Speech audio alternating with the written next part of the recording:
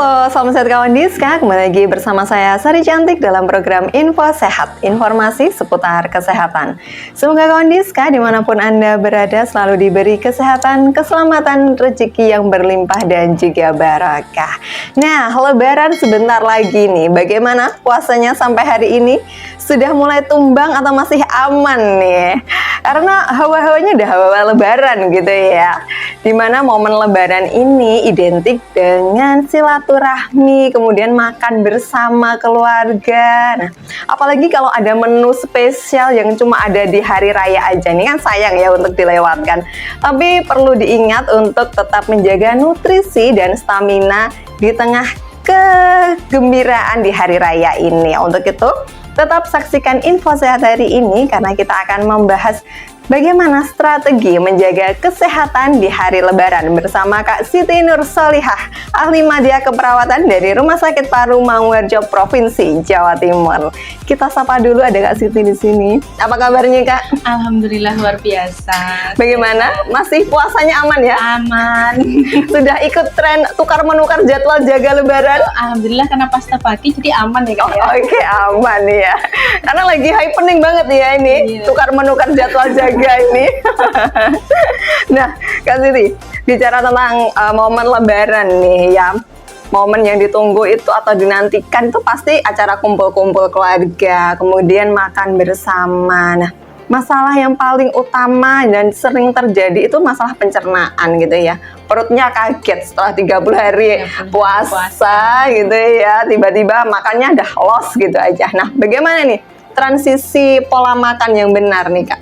Yang pertama kita harus atur pola makan ya. Jangan ketika setelah selesai puasa 30 hari terus mumpung nih makan enak-enak terus kita langsung dibabat habis semuanya. Jangan, kita tetap harus atur pola makan dalam porsi kecil namun sering boleh, tapi tetap diatur untuk kadar gula darahnya, terus asinnya, manisnya seperti itu tetap dijaga. Apalagi momen Lebaran ini akan banyak makanan-makanan yang berlemak ya Kak Sari nanti ya.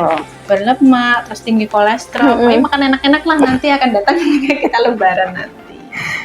Oke. Nah, tapi kalau untuk jadwal makannya sendiri ya nih Kak, strateginya seperti apa? Karena kan kalau kita silaturahmi ke rumah sanak saudara, jadwal makan otomatis berantakan gitu ya. Kadang ya over itu tadi ya, makan dari sini nanti makan bakso, di rumah sana makan soto, di sana nanti makan kerupuk pecel gitu ya. Apalagi kue yang manis, minuman manis. Nah, ini seperti apa nih Kak untuk strateginya? Kita jaga supaya konsumsi makanan kita tidak berlebih. Jadi boleh diicip sedikit-sedikit, namun jangan semuanya terus dihabiskan karena jangka panjangnya itu akan merepotkan kita sendiri dan apalagi pada lansia ya Kak ya. Jadi harus tetap dijaga seperti asupan makanan seratnya gitu juga harus diperhatikan.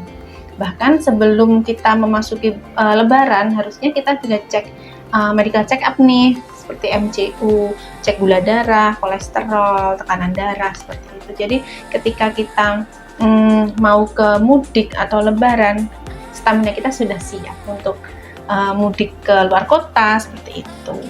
Oke, jadi manfaatkan cek kesehatan gratis gitu ya di fasilitas kesehatan terdekat nih, supaya nanti mudiknya juga aman, lancar gitu ya. Oh ya, kebetulan juga sekalian ya Kak ya, untuk besok kita di Rumah Sakit Paru Mangunharjo Provinsi Jawa Timur masih buka ya pelayanan polinya, jadi bisa menggunakan umum maupun BPJS dan banyak poli kita buka di tanggal 18, 23 dan 24. Jadi jangan khawatir kalau fasilitas kesehatan lain tidak buka pelayanan, datang aja ke Rumah Sakit Paru Mangunharjo. Oke, ini padahal nanti promonya di akhir ya saya ya, tapi udah di awal nih.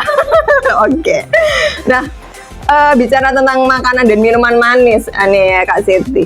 Ini Lebaran ini juga menjadi ajang pesta rianya anak-anak nih ya. Betul. Karena hampir 90% sajiannya itu pasti kue manis-manis gitu ya. Nah, ada kekhawatiran juga nih bagi orang tua takut anaknya batuk atau radang gitu ya. Nah, ada tips nggak nih untuk para orang tua nih yang punya toddler nih? Yang punya anak-anak kecil. Jadi yang pertama kita tetap harus bentengi anak-anak kita dengan vaksinasi tambahan, misalkan vaksin influenza.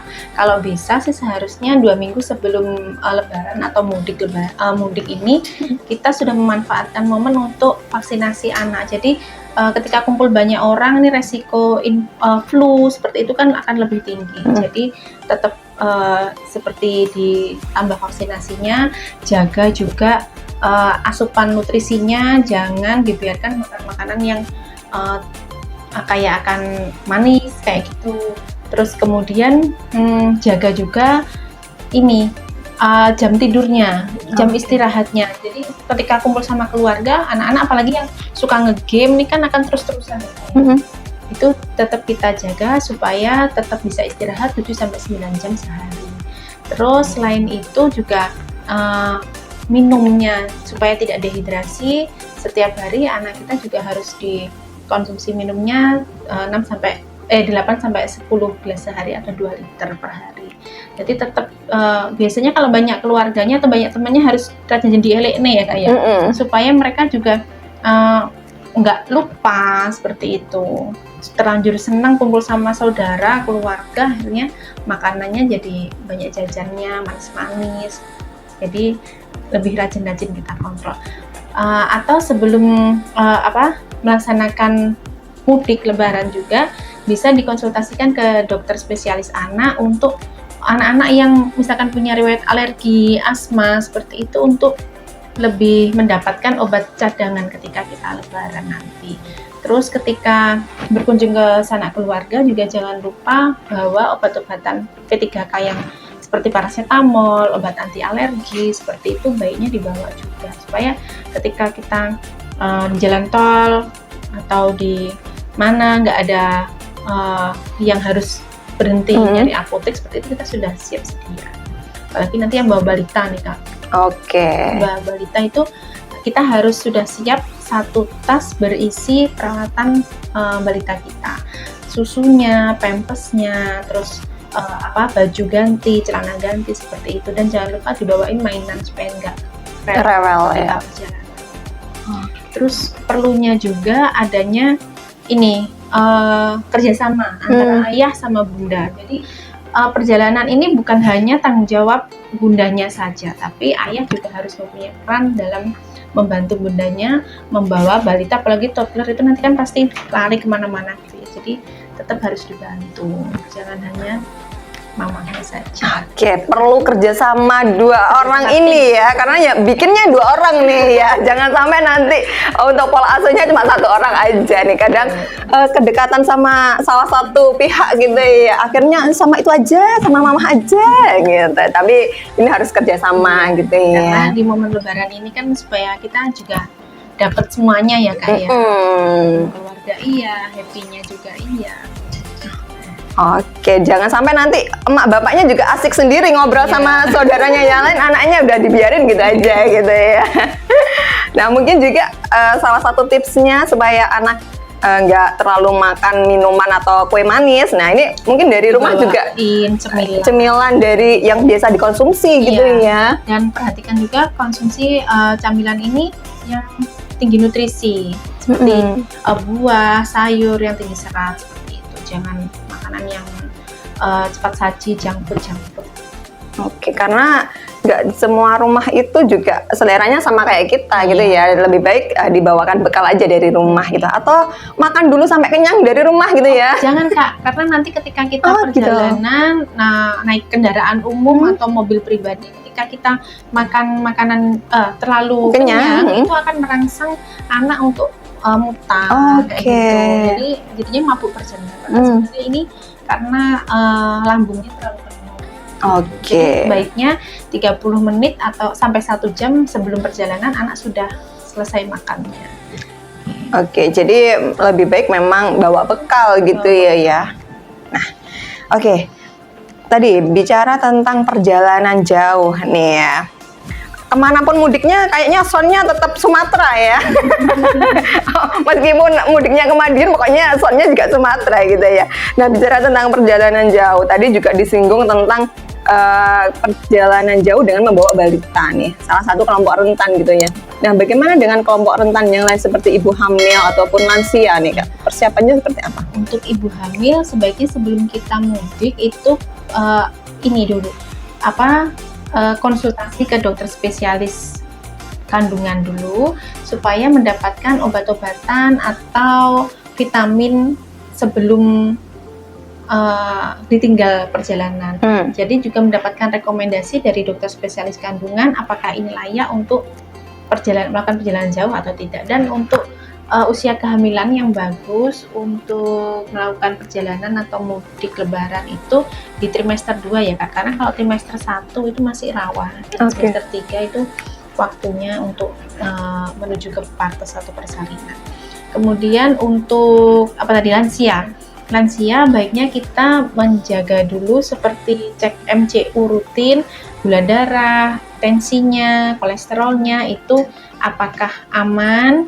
Kalau misalkan sudah mendapat rekomendasi dari dokternya aman untuk melakukan perjalanan, dipersilahkan, dan jangan lupa minta obat cadangan supaya aman ketika melakukan perjalanan. Jadi lansia ini juga tetap terjaga kesehatannya. Terus ketika nanti mudik lebaran, jangan lupa ingatkan lansia untuk ini membatasi makanan-makanan yang tinggi lemak seperti itu. Terus istirahatnya juga kan mereka pasti pengen ketika kumpul-kumpul juga berinteraksi terus-terusan ya Kak. Jadi lebih baik diingatkan seperti tidur siangnya, tidur malamnya seperti itu. Dan ketika kita berinteraksi dengan lansia, jangan lupa diingatkan juga mereka tidak mengikuti nih tren seperti nge-game atau TikTokan. Jadi libatkan obrolan sehingga mereka merasa dihargai, emosional mereka juga. Oke, karena lansia ini juga sensitif gitu ya. Nanti mereka merasa nggak dihargai, nggak diajak ya. Nggak juga. Oke, nah tapi bagaimana dengan anak-anak dan juga remaja? Apakah perlu perlakuan khusus atau udah deh nggak usah diperhatiin terlalu ini, udah mandiri gitu? Untuk remaja baiknya memang tetap kita perhatikan ya, karena mereka itu berat badannya lebih rentan untuk ke oversize. Jadi ingatkan juga untuk makanan-makanan karena mereka pasti lebih seneng ngemil kayak gitu. Jadi lebih baik diingatkan karena remaja-remaja yang makan makanan yang berlemak itu kan juga akan terangsang jerawat. Terus manajemen waktu, jangan main gadget terus-terusan. Mungkin ketika libur kita kan memang lebih loss ya untuk anak pegang gadgetnya gitu. Jadi untuk lebih diperhatikan supaya mereka juga berinteraksi dengan lingkungannya. Oke, nah tantangan tersendiri nih tadi juga sudah sempat disinggung nih sama Kak Siti. Ada anggota keluarga yang punya riwayat penyakit tertentu ya, seperti diabetes, jantung, atau yang lainnya. Nah, ini persiapannya atau tipsnya yang dapat diterapkannya seperti apa nih Kak Siti? Seperti misalkan penyakit diabetes, jantung, ataupun asma yang mengkonsumsi obat-obatan rutin setiap hari. Jadi kita siapkan seperti pill box atau tempat untuk menyimpan obat-obatan di tas yang mudah dijangkau oleh lansia atau di tempat yang beliaunya sudah hafal tempatnya di situ. Ini untuk mengurangi resiko terjadi lupa minum obat atau lupa naruh obat. Jadi dipersiapkan juga obat-obatan rutin untuk lansia. Kalau menggunakan misalkan inhaler seperti itu tempatnya di mana, diingatkan penggunaannya. Jangan ketika momen lebaran terus lupa, nggak minum, nggak menggunakan inhaler, akhirnya yang sudah stabil jadi nggak bagus lagi. Jadi tetap harus aware juga ya, ini yang muda-muda ini tempat obatnya di mana, mbahnya gitu ya, ataupun saudaranya yang punya riwayat penyakit tertentu gitu ya, supaya sama-sama saling mengikatkan gitu ya. Jangan sampai nanti yang sakit juga lupa, nah ini yang anggota keluarganya lain sama-sama lupa gitu ya naruhnya di mana. Nah, tapi bicara tentang P3K nih Kak, jadi sudah sampaikan sedikit gitu ya.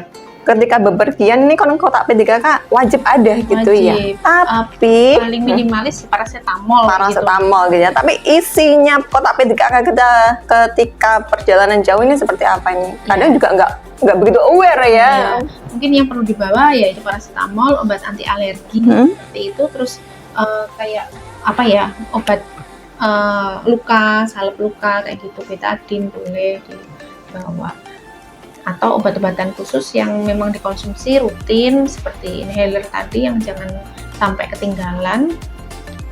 Oke, yang penting kalau punya riwayat penyakit tertentu obatnya jangan sampai lupa gitu ya, karena nggak semua apotek juga menyediakan. Betul. Gitu ya. Lagian kalau misalkan yang biasanya pasien ditanggung oleh BPJS ketika dia beli di apotek kan harganya pasti akan mahal ya Kak ya. Jadi lebih baik dibawa aja bekalnya untuk perjalanan nanti. Oke, nah ini ada pertanyaan nih dari netizen nih Kak Siti nih. Bahaya nggak sih minum terlalu banyak kopi saat perjalanan jauh? Sebenarnya kalau misalkan kita nggak punya penyakit lambung sih bisa ditoleransi ya. Tapi kalau kita punya penyakit lambung seperti itu akan merangsang asam lambung kita. Akhirnya nanti terjadi seperti besesel kayak gitu. Terus resikonya nanti bisa pusing, sesek kayak gitu. Akhirnya kita kan harus ke fasilitas kesehatan lagi nih Kak. Jadi lebih baik boleh mengkonsumsi tapi jangan dalam kondisi perut kosong. Tuh, dan perhatikan kalau misalkan sudah punya riwayat penyakit lambung, jangan terlalu banyak ya kopinya. Oke, batas maksimalnya berapa nih Kak? Maksimalnya 1-2 cangkir aja ya, apalagi untuk ibu hamil jangan konsumsi terlalu banyak. Ini berarti yang nyetir nanti kalau perjalanan jauh bapak-bapak aja ya. Meskipun ibu hamilnya bisa nyetir nggak usah digantiin gitu ya. Karena resiko juga ya ternyata kalau kita terlalu banyak minum asam kopi. lambung itu bahaya sih Kak kalau misalkan kita menggunakan kopi. Oke, karena memicu gitu ya. Memicu asam lambung kita jadi meningkat. Oke, nah silaturahmi ke rumah sanak saudara ini kan biasanya juga melelahkan gitu ya, memerlukan fisik, apalagi kalau di kampung gitu kan jalan keliling gitu ya, jalan kaki keliling kampung nih. Nah, bagaimana menjaga stamina kita tetap fit nih ya di hari Lebaran nih? Menjaga stamina tetap fit yaitu kita harus memperhatikan atur pola makan kita, terus jaga stamina kita dengan minum konsumsi minimal 2 liter per hari. Terus jangan lupa aktivitas fisik setiap hari, tetap aktivitas ringan ya Kak ya, seperti kita jalan pagi seperti itu minimal 30 menit. Kemudian apalagi ya, selain itu juga jangan lupa minum obat rutin kita kalau misalkan kita memakai obat-obatan rutin seperti itu. Jadi intinya jangan mengkonsumsi makanan yang terlalu berlebihan, apalagi kita kan setelah puasa pola makan kita teratur selama ini, terus tiba-tiba dikacaukan tiba-tiba gitu loh Kak. Jadi kaget nanti lambungnya. Karena mumpung gitu ya. Mumpung pas banyak makanan. Pas banyak makanan, makannya enak-enak gitu ya, ada kacang goreng, aduh metenya, itu udah setahun sekali loh ada mete. Kalau di rumah saya ya. Nah, tapi untuk layanan kesehatan sendiri nih Kak, di RSPM nih ada perubahan jadwal atau seperti apa nih? Tentunya ada perubahan jadwal karena kita juga mengikuti aturan dari pemerintah juga ya Kak. Tapi untuk khusus tanggal 18 kita ada buka layanan 18, 23 dan 24. Namun untuk 23 24 memang kita tidak keseluruhan buka. Untuk tanggal 18 kita ada poli paru, poli penyakit dalam, poli bedah, poli anak, poli rehab medik, poli apa lagi ya, banyak Kak, gigi juga untuk anak-anak yang misalkan giginya bolong, lubang gitu, bisa segera dikonsultasi dengan spesialis gigi kita. Itu buka jam 8 sampai jam 10 untuk pendaftaran, tapi pelayanan kita bisa sampai jam 11 atau selesai pasien. Itu bisa menggunakan BPJS maupun umum. Oh iya, ada klinik akupuntur juga. Klinik akupuntur ini tapi tidak bisa BPJS ya Kak, jadi menggunakan umum. Terus untuk tanggal 23 kita ada poliklinik penyakit dalam dan akupuntur yang buka. Kemudian di tanggal 24 itu ada poli paru, poli penyakit dalam, poli satu lagi apa ya, akupuntur sama psikolog. Jadi psikolog memang kita taruh di belakang karena untuk ini menjaga mental health kita. Apalagi kalau yang belum nikah gitu ya. Akan banyak pertanyaan-pertanyaan seperti itu. Jadi silahkan nanti untuk berkonsultasi di klinik psikologi kita ada di tanggal 24 jam 8 sampai jam 10. Untuk yang pasien-pasien apa nih, misalkan kesulitan untuk ke RSPM, tenang, kita juga ada layanan lanjut Paris, layanan antar jemput pasien gratis gitu dengan jarak kurang lebih 15 km dari Rumah Sakit Parman Provinsi Jawa Timur. Jadi ada banyak kemudahan, aksesnya juga mudah di RSPM ini, sehingga monggo datang kita ke RSPM mau BPJS kita perlakukan sama semua. Oke, tapi untuk layanan UGD-nya tetap buka ya? 24 jam. Kalau UGD meskipun mau libur lebaran, mau seperti apa, 7 kali 24 jam wes buka. Oh, wes.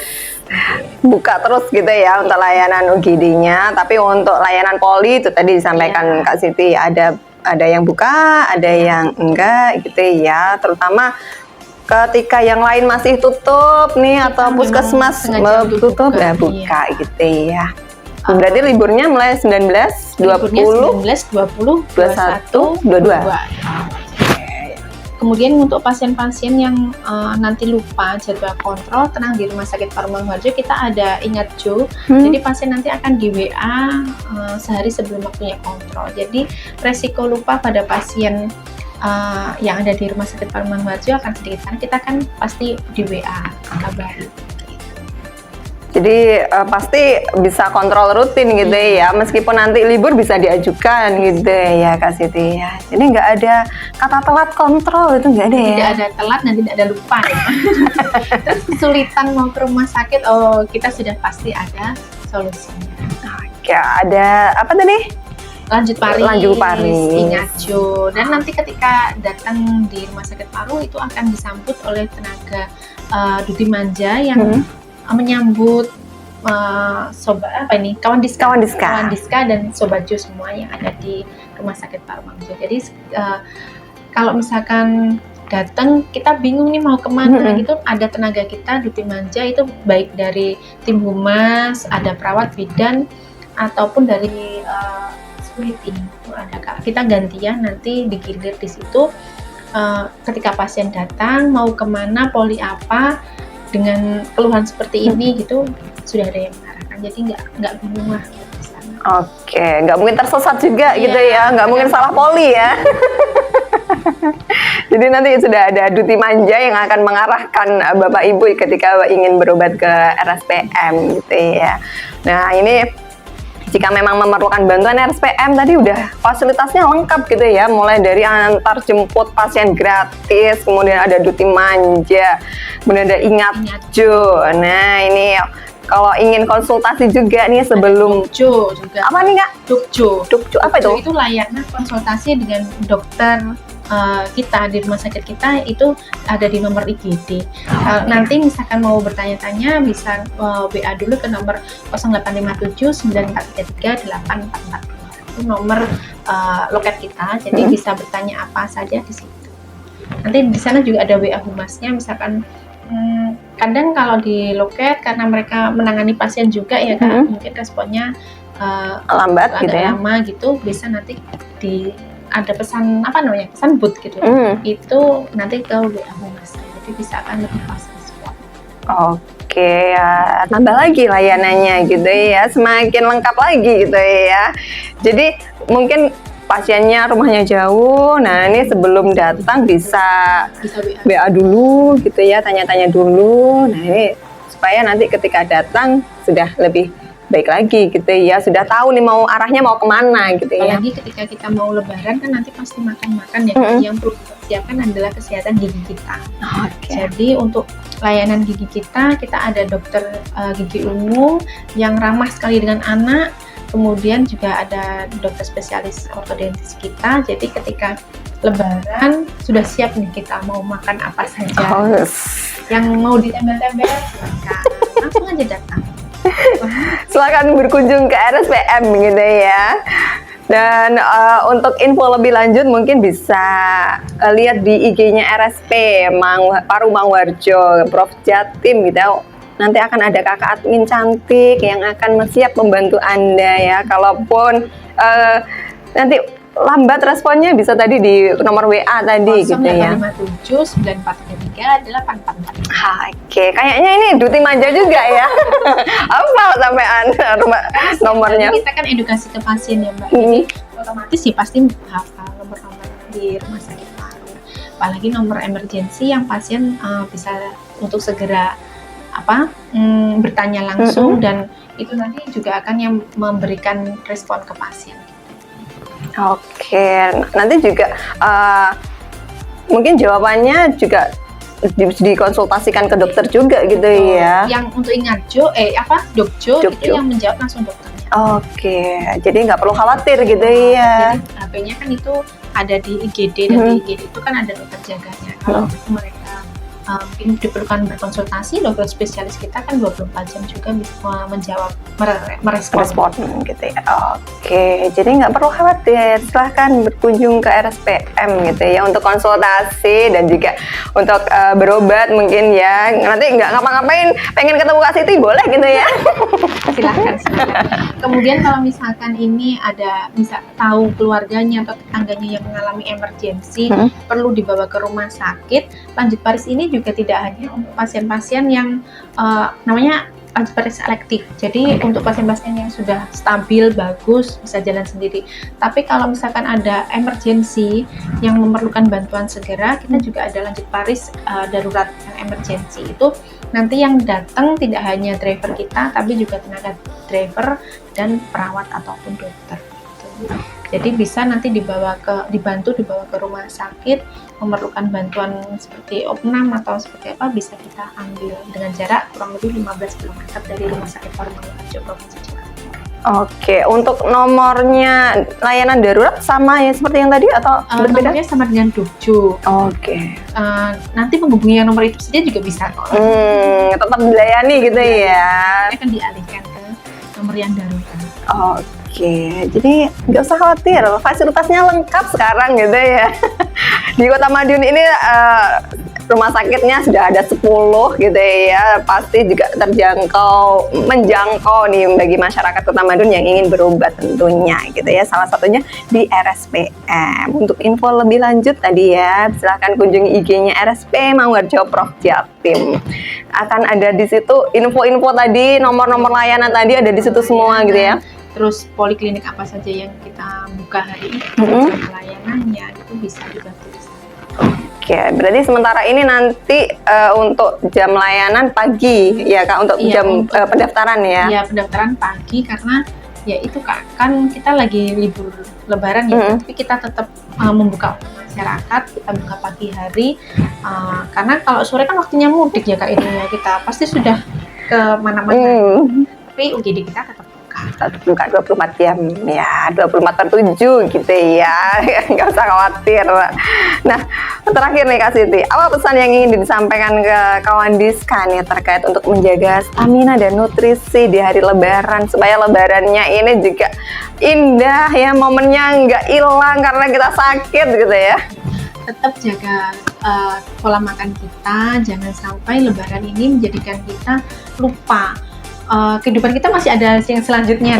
Jadi jangan sampai kita terlena makan-makan yang enak seperti itu. Bisa sebelum kita mudik, kita punya penyakit tertentu Kak, misalkan diabetes seperti itu, dikonsultasikan dulu. Di Rumah Sakit Paru Mangwarjo Provinsi Jawa Timur juga ada klinik gizi yang buka Senin sampai dengan Sabtu. Ketika libur lebaran pun mereka juga ada yang jaga. Jadi misalkan kawan Diska dan Sobajo memerlukan tiba-tiba pas datang ke Madiun terus memerlukan adanya ahli gizi nutrisionis itu kita tetap buka. Jadi silahkan kalau misalkan berkonsultasi jangan menunggu sakit baru ke rumah sakit, tapi kontrolkan diri. Kita kan sudah ada fasilitas dari pemerintah BPJS. Itu aja saya. Oke, jadi kalau ada saudaranya dari luar kota ini tetap bisa dilayani gitu ya, nggak hanya masyarakat Kota Madiun aja gitu ya. Oke. Aduh, lengkap sekali ternyata ya. Banyak sekali inovasinya. Baru kemarin kayaknya ada beberapa, sekarang udah semakin lengkap. Nah, ini nanti ke depannya juga mungkin bisa bertambah lagi ya, berkembang lagi. Nah, oke, ada lagi Kak Siti yang perlu disampaikan? Mungkin sampai situ dulu ya. Oke, cukup ya. Oke, terima kasih Kak Siti atas Sama-sama. waktunya untuk berbagi info sehat bersama kawan Diska hari ini. Momen Lebaran memang menyenangkan, tapi kuncinya adalah keseimbangan ya. Boleh makan banyak, tapi tetap ingat untuk menjaga kesehatan, disiplin terhadap kesehatan diri kita sendiri gitu ya. Stay healthy, stay happy, terapkan perilaku hidup bersih dan sehat setiap hari. Dan bagi kawan Diska dan Sobat Jo yang mau mudik nih ya, selamat mudik, semoga selamat sampai tujuan, aman. Salam untuk sanak saudara, minal aidin wal faizin, mohon maaf lahir dan batin, dan jangan lupa terus saksikan info sehat hanya di IG Promkes Kota Madiun dan YouTube kawan Diska. Sampai jumpa di info sehat selanjutnya. Bye-bye.